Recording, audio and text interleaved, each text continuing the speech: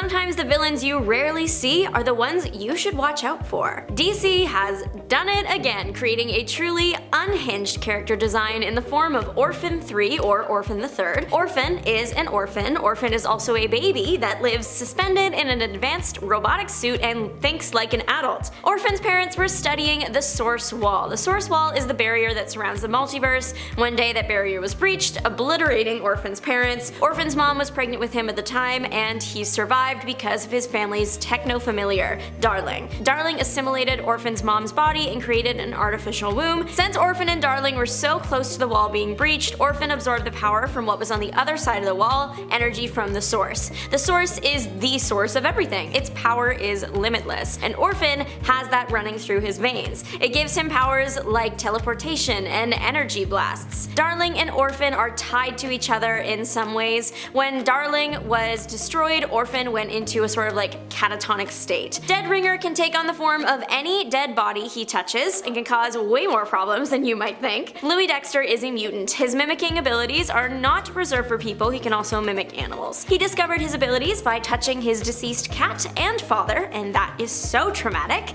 Dexter chose to use his powers for evil. He started to remove pieces of heroes from their graves, because when he touches a deceased super person, he gets their powers. Dexter is limited to one person at a time, and if he wants to revisit the body of someone, he has to touch them again, and that is hard when you take decaying into account. Seems like it could be a major inconvenience, so he decided to make his life easier. He was going to start carrying pieces of heroes in a cigar box with him. The pieces, gross. Deadringer's most famous battle was when he and his partner Super Patriot became Porcupine and Captain America to destroy Captain America's reputation. The two staged a fight at a charity gala and deliberately hurt the crowd. The pair were eventually arrested. Death Adder is one of the many villains Deathringer has impersonated, so spoiler, he was deceased at one point but was revived and then died again. Death Adder was Roland Burrows. Roland received a surgery courtesy of Roxxon Oil Company. The surgery was supposed to give him claws, a bionic tail, and gills. The part of the surgery to give him the gills went wrong, and Roland lost the ability to speak, becoming mute. Roland, now a villain, received his costume and joined the Serpent Squad. Death Adder and the Serpents became mercs for hire. He was a pretty serious foe, as his tail could move up to 60 miles per hour and was adorned with a bunch of sharp poisonous prongs. So if the sheer force of getting smacked doesn't take you out,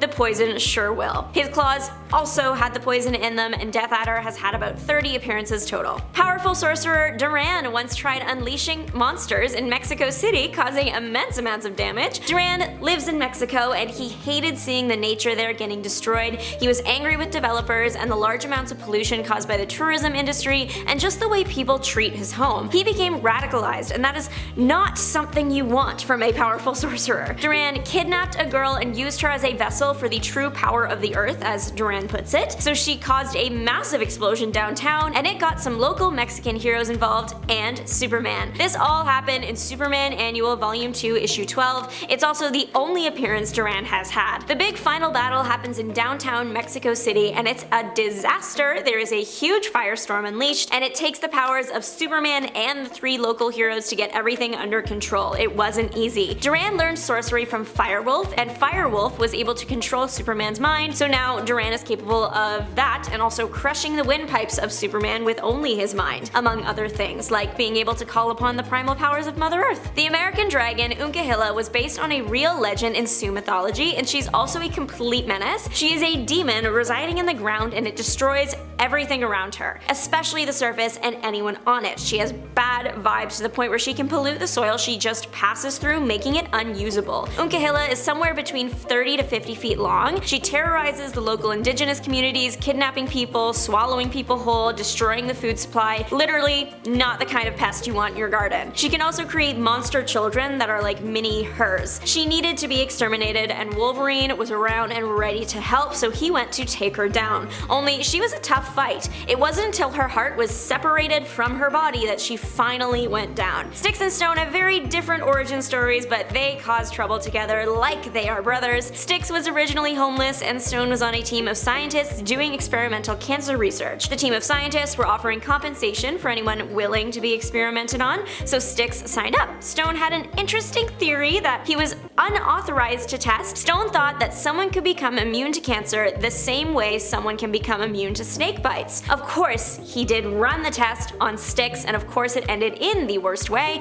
Styx became a walking cancer, decaying any organic material he comes in contact with. Awful outcome, but at least Stone's theory was right. Styx was immune to cancer himself. Stone felt really bad about this and vowed to find a cure for Styx. Somewhere along the way, we actually don't know how it happened, but Stone turned into a big stone monster, and with that he gained the ability to decay any inorganic matter. So Styx and Stone together are a team you do not want to go up against, no matter who or what you are. Blood Shadow is a very cool villain that I would never want to meet, but I think they should bring back anyway. He was known for facing off against Wolverine and perishing at the claws of Wolverine. Blood Shadow was capable of telepathy. He was also intimately familiar with the human body and its deadly pressure points like the back of his hand. Blood Shadow was also a trained martial artist. He combined this trio of skills into an interesting fighting style. He would use telepathy to determine an opponent's next move, his martial arts training to counter it, and his knowledge of the human body to determine which deadly pressure points would be exposed and which ones he could hit in the moment. Unfortunately for Blood Shadow, his telepathy was a bit too powerful in a fight with Wolverine, and he accidentally unlocked Wolverine's base feral animalistic instincts. No one can survive those, not even Blood Shadow. Headhunter started out as nothing more than a con woman, but using her powers of persuasion, she became the most powerful woman on Wall Street. She is deranged, and I mean that with everything in me. Headhunter is obsessed with Namor, so obsessed she kidnaps him and puts him in her wall of heads. You know what hunters do with animal heads they take as trophies? She did that with the people that crossed her on her journey to the top of Wall Street. She also has the ability to mesmerize people and control them, so that also has helped her in her journey to the top of the financial world. The wall was eventually destroyed, and it turns out all the people were actually just catatonic,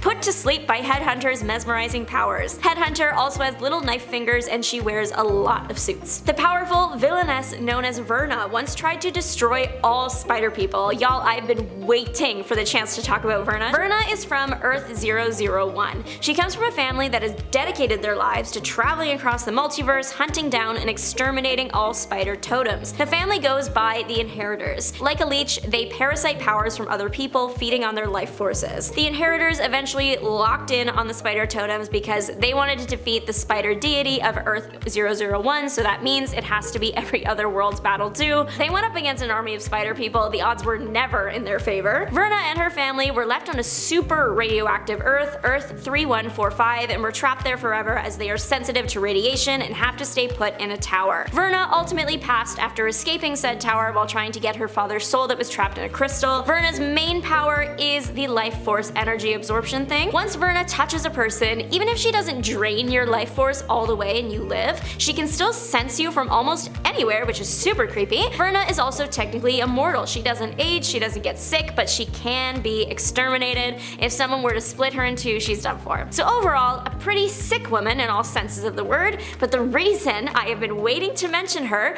one of my favorite movies when I was a little girl was Barbie Fairytopia. The main villain in that movie was La Verna, and she looks exactly the same as Marvel's Verna. Look at the hair and look at the names, they are the same. I am not saying they copied Barbie, but there are clues. Deathstalker was once a wealthy man from a prestigious family, then he decided to become a criminal. He invented something called the T-Ray or Time Displacer Ray. When used, it transports its victims to an interdimensional void for a few hours. When used, the ray looked really scary because it would make people dissolve before your eyes. It wasn't until hours later that you would find out the person was actually fine. In a fight with Daredevil, his gun exploded and it sent him to the limbo-like realm permanently. He eventually figured out how to get back to Earth, but the catch was he could only be here for up to like 5 hours before he was pulled back to limbo. During the 5 hours, he appeared like he was a phantom, and he really used that to his advantage, stealing tech and creating cybernetic death grip devices to put in his gloves. Including his Dead Ringer appearance, Deathstalker has appeared about 24 times. Thanks so much for tuning in. Don't forget to like, subscribe, and make your mark on the comments section down below. Let me know your thoughts. This is Juliana signing off. Bye!